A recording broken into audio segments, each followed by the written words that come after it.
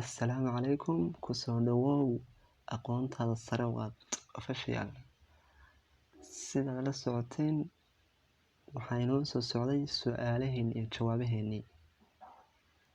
Su-aasha koowaad waxay ku leedahay sheeg waddanka adduunka ugu islaamka badan.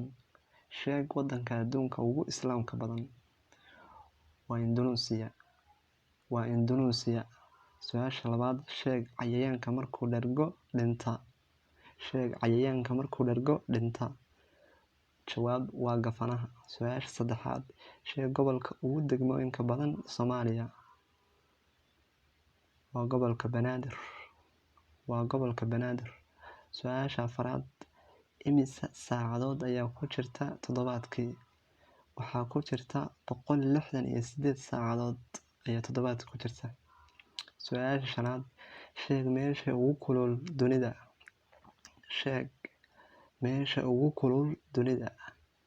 Jawaab meesha dunida ugu kulul waa dalka Liibiya.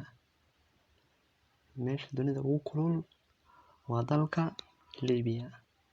Fadlan haddii aad ka faa'iiday su'aalahan iyo jawaabahan hanaga ilaawin like, share iyo subscribe.